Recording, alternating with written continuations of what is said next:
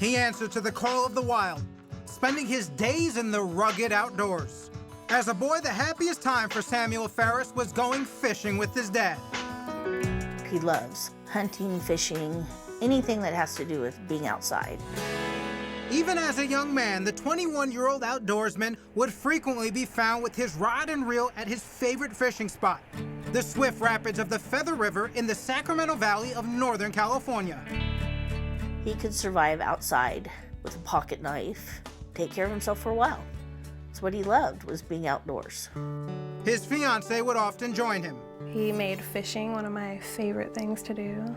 He's just an amazing person, happy, thoughtful. We have 3 dogs, and he loved them like they're our kids. His mother, Lisa, recalls how her gun-savvy son beamed when he got his license to carry a concealed weapon, and he was never without his trusty .40 caliber revolver. It was his pride and joy. He was so excited. But there was something else that Samuel concealed that cast a terrible shadow of shame. I didn't see any of the signs that he's on drugs. He was popping illegal painkillers for a knee injury. Samuel had confessed to his mother and fiancé that he had swiped the cash of prescription pills from a safe in his father's house, and his dad, Rex, considered it an ultimate betrayal. His dad found out and was calling him like a thief. Was it a big blow-up? Yeah, Sam felt really terrible. He was upset, crying.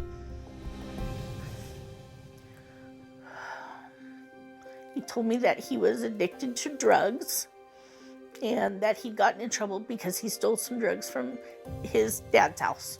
They were locked in a safe. So I said, you know, it's okay. We can put you in rehab. He didn't want to do that because he was afraid that he would lose his concealed weapons permit. Samuel's mom was shocked by her son's confession. All mothers think their sons are perfect. I didn't see any of the signs. At his wit's end, Samuel agreed to go for help. He texted his fiancée, Carlina, and told her he had made a doctor's appointment for the following day. He would clean himself up, get back on track at work as an auto emissions inspector. Tragically, that would be the last time anyone ever heard from Samuel. Was that conversation you had with him the last time you spoke to Samuel? Yes. I told him I loved him and it was going to be okay. Because I truly believe that. It wasn't the end of the world. He made a mistake and it could be fixed. It's just killing me that he's not with us. 2 days after he was caught stealing from his dad, he went missing. When you got home, what did you notice that was strange? He had poured a fresh glass of tea and it was on the table next to his chair. And the lights were on and our dogs were kenneled. So it was like he was gonna go to the store really quick and then come right back. But he didn't show. And that's not like him, just to disappear like that. No, and to not answer his phone or not let me know where he was going. When did you start to get worried? Right off the bat. This was out of character. It wasn't something that any of us expected. The missing persons case of Samuel Pharis landed on the desk of Detective Karen Howard of the Yuba County Sheriff's Office. That was nearly 3 years ago. Since then, solving Samuel's mysterious disappearance has been like a frozen riverbed. She hasn't been able to crack it. I dig and I dig until I find my answers. And I've never had a case where I haven't been able to solve. Just 3 days after Samuel was reported missing, his neighbor was riding her four-wheeler in this heavily wooded area and made a disturbing discovery that would leave deputies and Samuel's family with more questions than answers. So, Detective, what are we looking at right here? This is a picture of Samuel's car, exactly how we found it down here. So the Bronco is here stuck on the mound. Yes. No footprints, no tire tracks. It's just as though the Bronco was dumped there. Exactly. And then nobody knows what happened after that. No. And it wasn't like Samuel to go off into the wild by himself and not tell anyone. So there was cause for immediate alarm.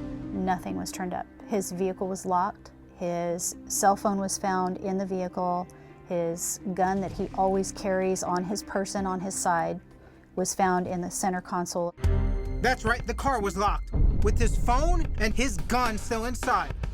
It was as if Samuel had intended just to step away for a moment, and Detective Howard says there was nothing on his phone to indicate he was meeting someone down by the river. You thought something was suspicious when they came Oh in the yeah, truck. for sure. Yeah, he wouldn't leave his gun. And if you're gonna take off walking, middle of the river bottoms, why would you not have something to keep yourself safe? The search by hundreds of police and volunteers was thorough. So what's the likelihood that Samuel is here? I think it's unlikely he's there. I think we would have found him.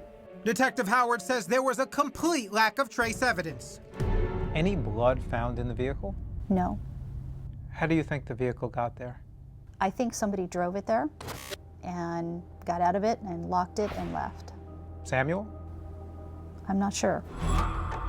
Had he been murdered, or did he commit suicide? Or was he making a new life somewhere else? The mystery was like the swollen rapids on a rainy day. It only deepened. Is this an ideal place to hide a body? Pretty much. If you look around, you see how thick it is. If he were to, say, go under one of these trees and, for instance, shoot himself, we would have smelled him, because as the body decomposes, it puts out a very rough smell. Any clues? Blood, DNA, anything? There was no blood in or around the vehicle at all. Even if his body would have gotten stuck in the rapids, it would have forced it out because it runs through there pretty swift. What does that suggest to you? It suggests to me that he wasn't there. He's never been down there. He came to some demise in another location. So you think foul play may have happened somewhere else, Absolutely. and then his Bronco dumped at this river bottom? Yes, I do. Up next, a twisted taunt. It says, "You think I'm gone, oh, how wrong. You'll see me soon, right around noon." And it's signed SP, Samuel Pharis. And police have a person of interest. I went there to check on him thinking I'd, find a distraught father, and he was golfing.